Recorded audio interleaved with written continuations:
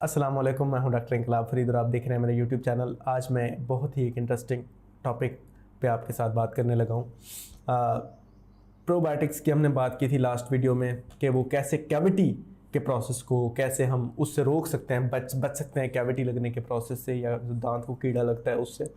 उसके बारे में अगर आपने ये वीडियो नहीं देखी पिछली वीडियो तो वो ज़रूर देख लें। ये उसी की कंटिन्यूएशन में मैं ये वीडियो बना रहा हूँ।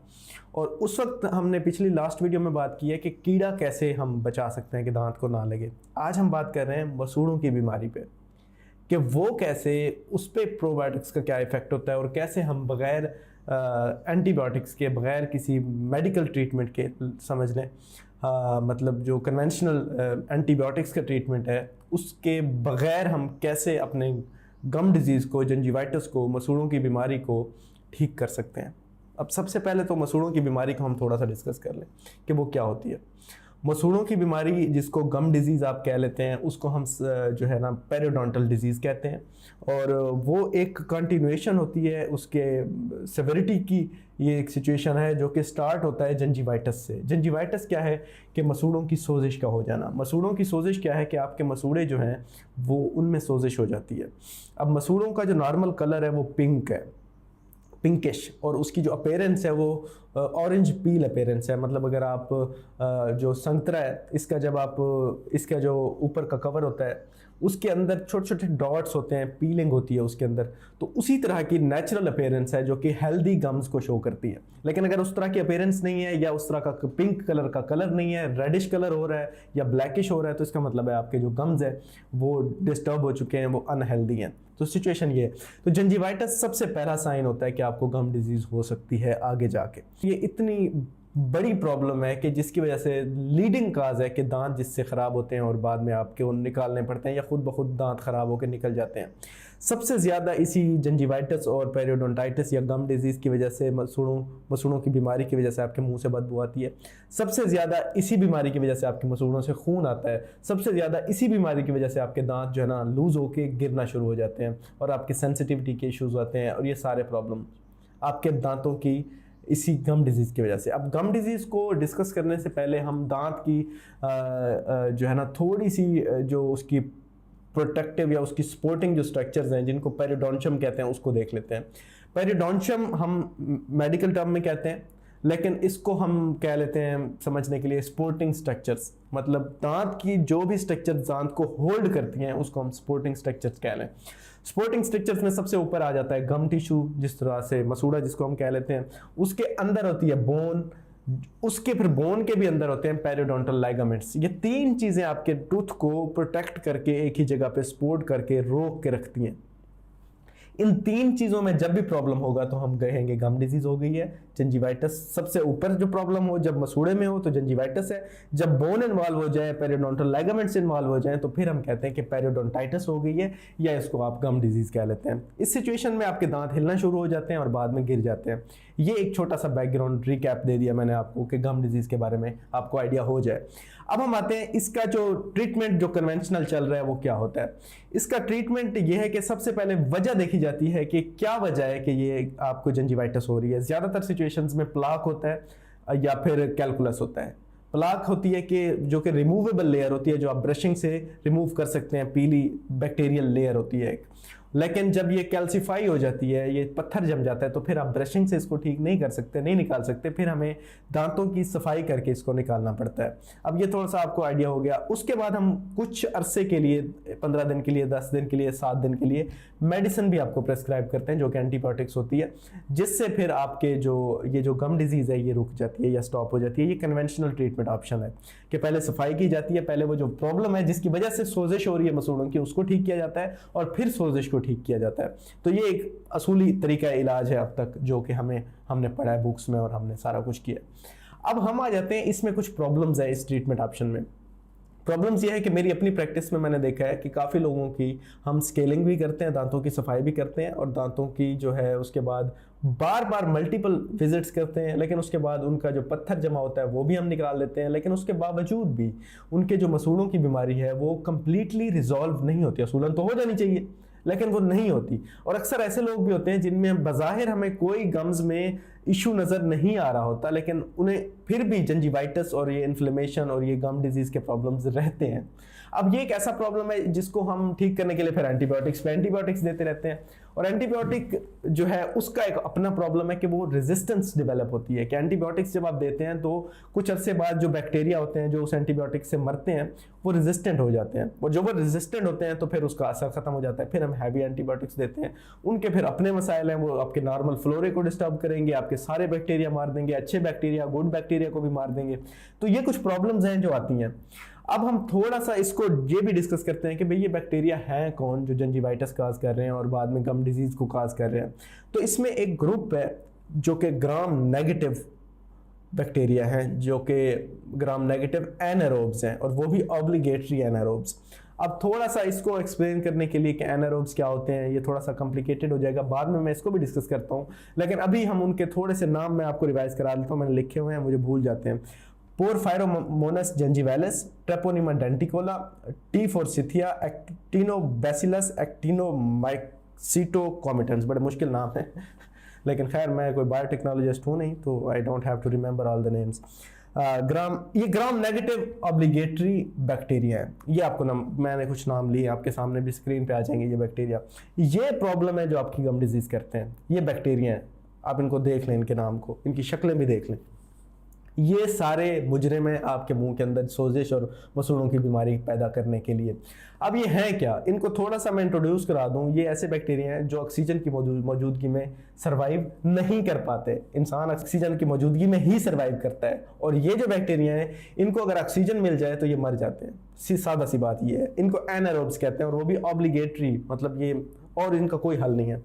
तो इनको जो है ना मसूड़ों में अंदर जाके रहना पड़ता है जहां पे ऑक्सीजन कम हो या हो ही ना, या फिर जब हम प्लाग बनता है तो ये प्लाग के नीचे सरवाइव करते हैं, बायोफिल्म बना के, कवरेज बना के, ताकि अंदर ऑक्सीजन ना आ सके और हम मजे से रहें और अपनी नस्ल को बढ़ाएं। तो ये कुछ टेक्निकल टर्म्स हैं जो मैं आपको बता रहा हूं। अब आपको समझ आएगी कि प्लाग बिल्डअप से क्या रिलेशन है मसूड़ों की बीमारी का, क्योंकि प्लाग बिल्डअप होता है तो इनकी प्रोटेक्शन होती है और फिर ये अपनी नस्ल बढ़ाते हैं, क्योंकि वहां पर ऑक्सीजन नहीं पहुंच पाती।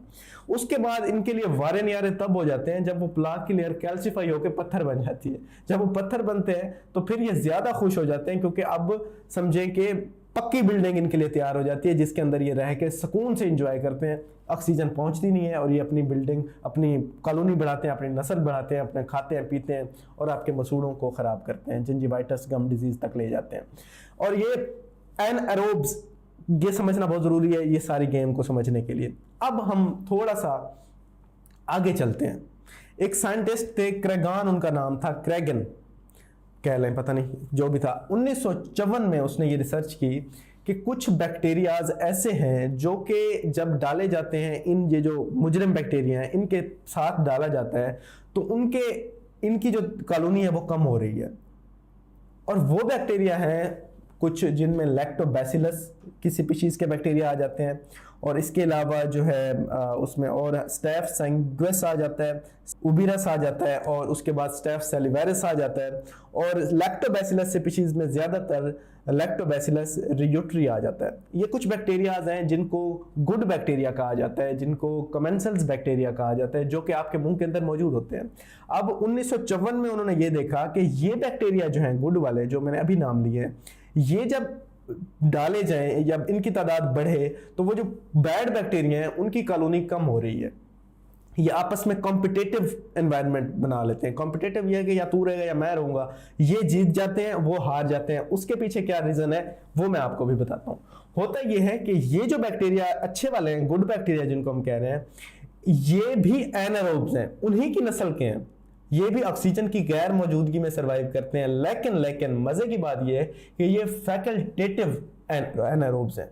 फैकल्टेटिव एनारोब्स क्या होते हैं? जो बायोटेक्नोलॉजी के, मेडिकल के, या जो केमिस्ट्री के, या जो बायोलॉजी के स्टूडेंट्स हैं वो इस बात को बहुत अच्छे से समझ रहे होंगे मेरी, कि जो एनारोब्स, फैकल्टेटिव एनारोब्स हैं, वो ऐसे बैक्टीरिया होते हैं जो कि उनको अगर ऑक्सीजन दे दी जाए तो वो ऑक्सीजन से एनर्जी ले लेते हैं और अपनी नस्ल बढ़ाते रहते हैं, और अगर ऑक्सीजन खत्म कर दी जाए तो वो ऑक्सीजन की गैर मौजूदगी में भी अपनी एनारोब्स की तरह एनर्जी क्रिएट कर लेते हैं।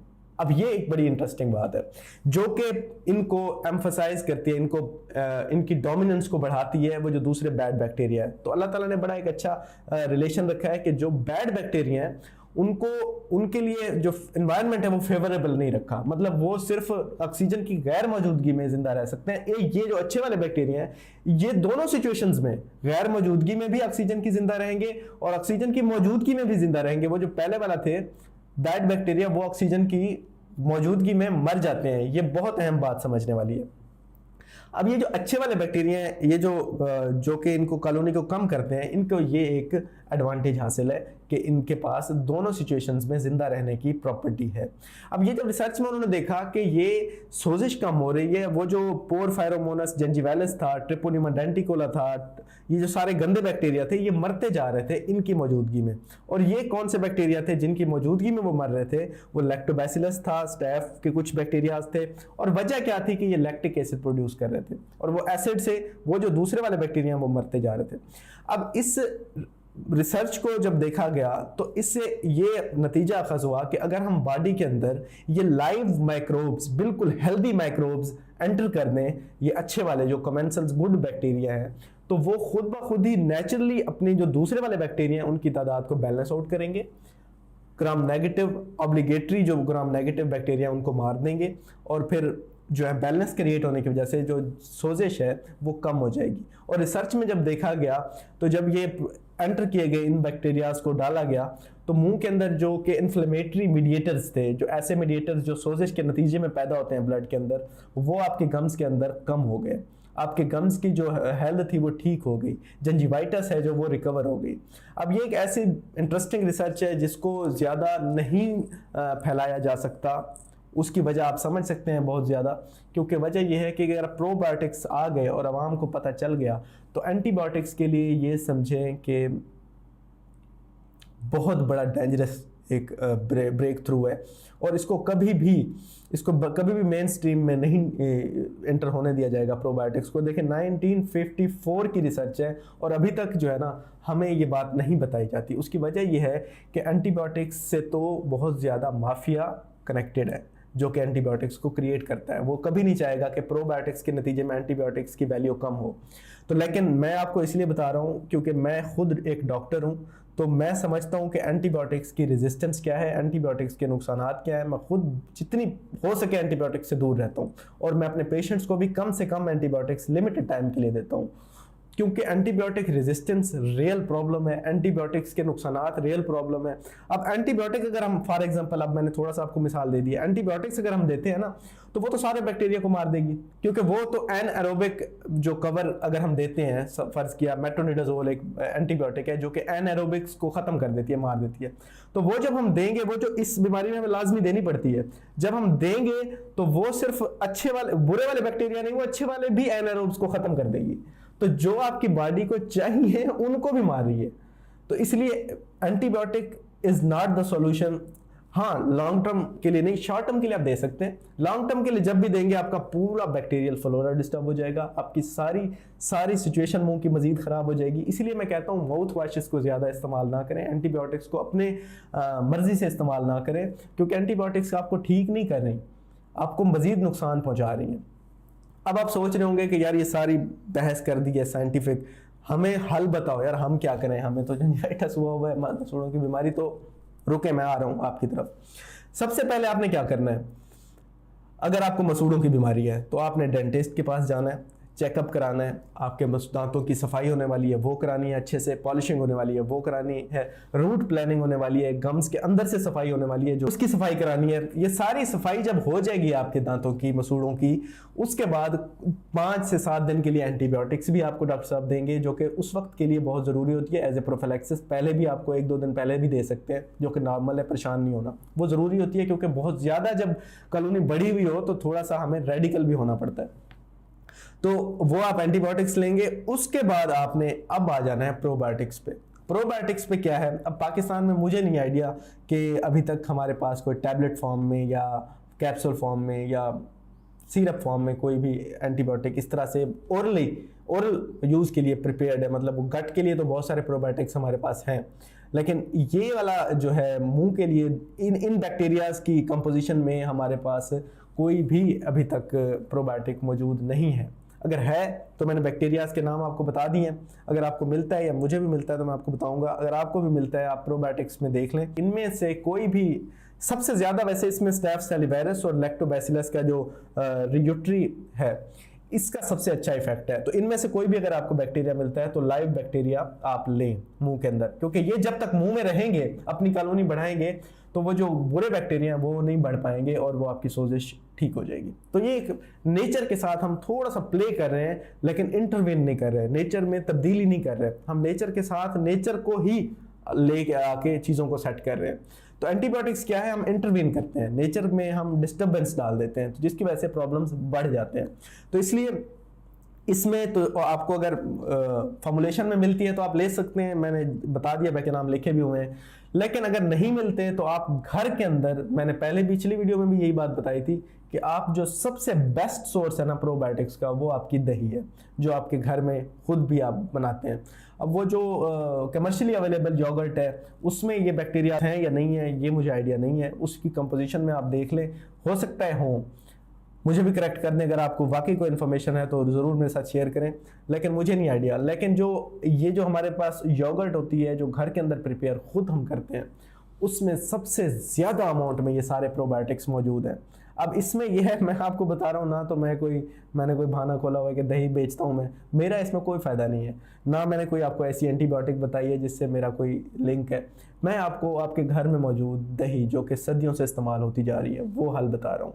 देखें, लेकिन सिर्फ ये हल भी नहीं है, आपने पहले सफाई करानी है, पूरे प्रोसेस के थ्रू आना है। अगर आपके मुंह के अंदर पत्थर जमा हुआ है, प्लाक आप उतार नहीं रहे, ब्रशिंग आप कर नहीं रहे, फ्लॉसिंग आप कर नहीं रहे और सिर्फ दही करना शुरू कर देंगे तो उससे भी आपका इलाज नहीं होगा। ठीक है, तो आपने क्या करना है, सफाई अच्छी रखनी है, आपने प्लाक रिमूव बड़े अच्छे से करते रहना है, पत्थर जो जमा हुआ है उसके लिए स्केलिंग, पॉलिशिंग, रूट प्लानिंग लाजमी करवा लें। उसके बाद आप दही लें, दही रेगुलर बेसिस पे लें, रात को लें या सुबह लें या जिस टाइम भी लें जैसे आपको फेवरेबल लगता है। मुझे लगता है ज़्यादा रात को फेवरेबल है क्योंकि उसमें जो है ना आप ज़्यादा देर के लिए सोते हैं, कैविटी का प्रोसेस और गम डिजीज़ का प्रोसेस ज़्यादातर प्रोग्रेस जो है वो रात के टाइम में करता है, तो इसलिए रात को आपके लिए ज़्यादा फिजिबल होगा, लेकिन आप किसी भी टाइम ले सकते हैं। तो दही लें, इसके अलावा आप चीज़ लें, मक्खन लें, लस्सी लें, ये सारे डेयरी प्रोडक्ट जो है इनके अंदर सबके अंदर प्रोबायोटिक्स जो अच्छे वाले बैक्टीरिया हैं वो मौजूद होते हैं। तो ये अल्लाह ताला ने आपको गिफ्ट दिया हुआ है, सबसे बेस्ट मेडिसिन, तो वो लें। अपना ख्याल रखें और मेरे चैनल को सब्सक्राइब करना ना भूलिए, क्योंकि इस तरह की इंटरेस्टिंग और आपके लिए इंफॉर्मेटिव और वीडियोस भी आगे आने वाली हैं। आप सबका बहुत बहुत शुक्रिया, थैंक यू।